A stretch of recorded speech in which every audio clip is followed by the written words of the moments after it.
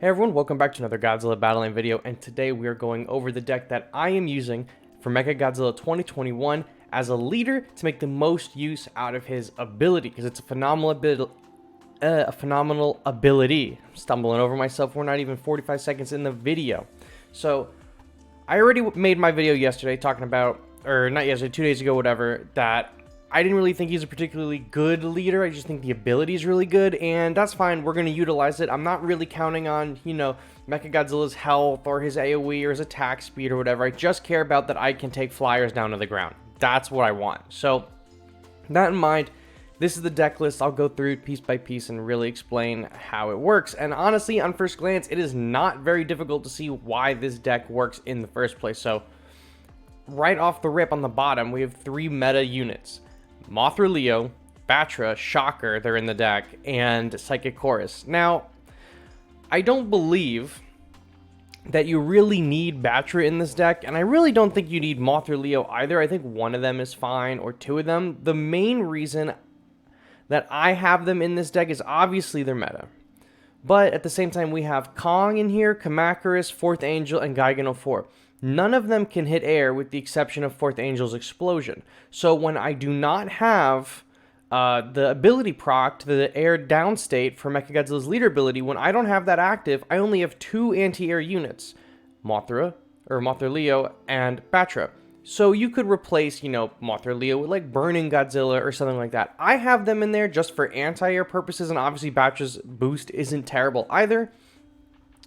You could really swap them out with anything. Psychic Chorus, you could swap that out too if you don't want to use the Chorus. I personally use it in a lot of my decks. It just makes winning easier, right?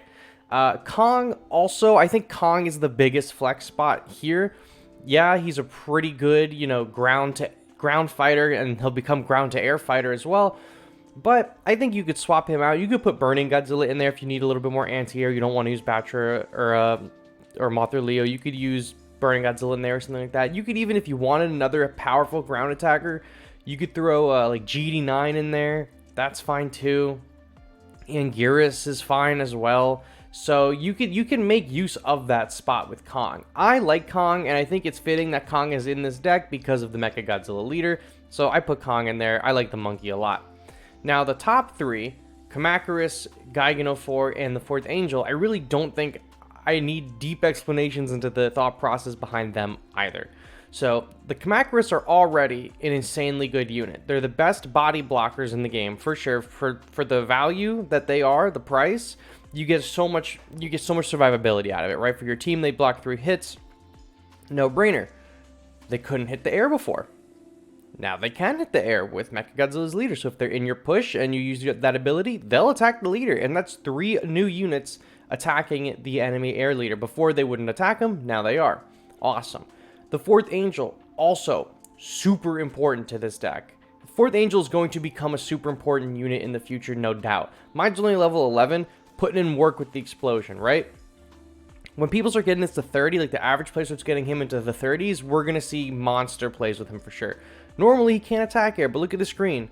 He does. Look at that explosion. Look at that explosion. Look how much damage that was. Crazy. So just on his explosion alone, he's like half healthing a lot of 4 stars. Now imagine if he could hit them. The 4th Angel's actual, normal attack is crazy. He does a ton of damage. Can't hit air. Now, he will be able to hit the air units, and the explosion will be able to hit the air units. That's what we like to see. That's huge. Huge, huge, huge damage from the 4th Angel. A little expensive because he's a 5.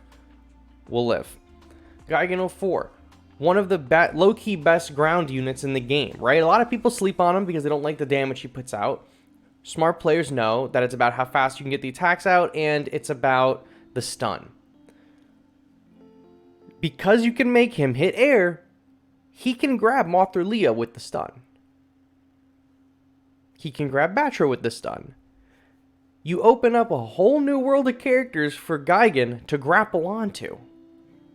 That's insane. His damage is good, the grapple is fire. You open up a ton more avenues for him to grab, and he's cheap. He will stay 4 the whole game. It doesn't evolve, right? He's not like Batra, who's 4 then becomes a 5. Gigan 04 is a great character. The fact that now we can cover any kind of unit on the field with him is fantastic.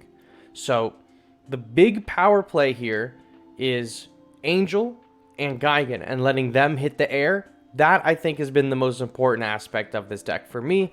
Kong basically has just been acting as my tank, but when he hits air, you saw my Mechagodzilla leader video, that Kong works through whatever was in front of him, right? I don't even remember what it is, but he just kills him. Kong is great. Kong is great on the field. If you wanted to substitute Anguirus for a lot more health and a cheaper cost, that also works really, really well.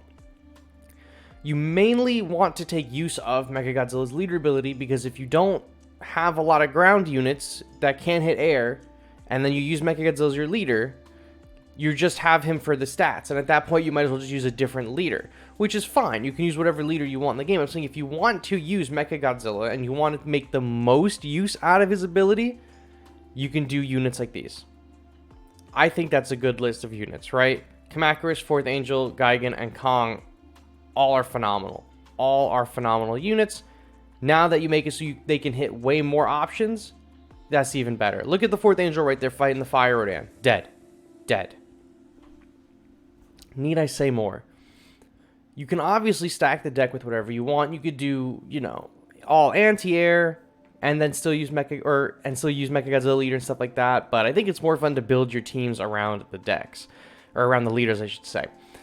That being said, with this being such a ground-heavy deck and not a lot of anti-air, and we have Mothra, Leo, and Batra to cover it, I think that's sufficient enough. Mothra Leo is really good on his own. Batra's really good on his own. Together, they're really, really good. And then in a push, they're pretty busted. So they're pretty good anti-air while you don't have the ability up. They're just both 5, so you kind of have to be smart on how you play the anti-air, especially when you don't have that buff active, because that's going to be the thing that bites you in the ass the most with this deck, is you might have your whole hand be like, right now in my hand, it's Psychic Chorus, Fourth Angel, Gigan, and the Kamacuras, nothing for anti-air. I'm fortunate enough that the other player placed everything on the ground right until that Batra, but I was able to get Mothra Leo into my hand. So you have to be really smart with how you play your cards or your characters, your units, because you don't want to be caught lacking with a huge air push, and you, one, don't have Mechagodzilla's ability because it's on a long cooldown. It's like 120-second cooldown, so you're probably going to only use this like twice a match. It's a long cooldown, and most of your deck is not capable of hitting air by themselves.